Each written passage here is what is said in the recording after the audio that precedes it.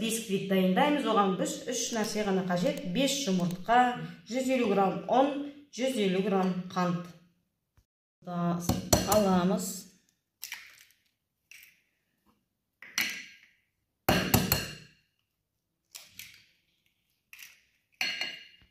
Таймыз 5 жұмыртқа, оған 150 грамм қант араластырамыз. Кішкене бай шашырамау үшін араластырып аламыз. Сосын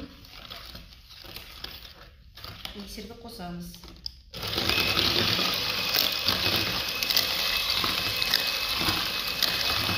Ұнымызды араластырдық. Енді 150 грамм ұнымызды илеп саламыз.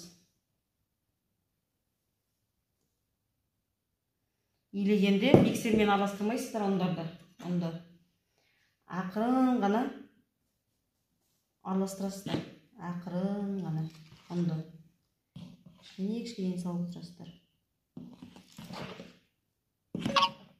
Бисквитім дайын. Енді мына менің астынан сұйық май жақтым мен. Жан-жағына жақпайсыздар. Бисквит көтерілмей қалады. Енді міне құямыз. Онысын салып атқан кезде духовкаларыңызды қыздырып қоясыздар 180 градусқа.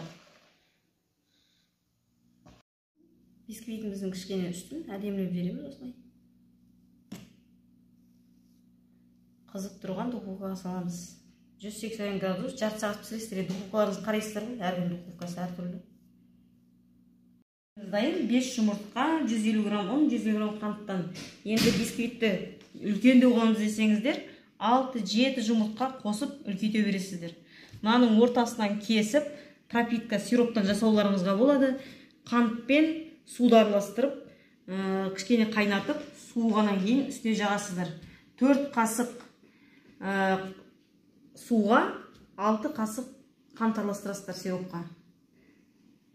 Лайк басып, менің арнама кіріп кетіңіздер.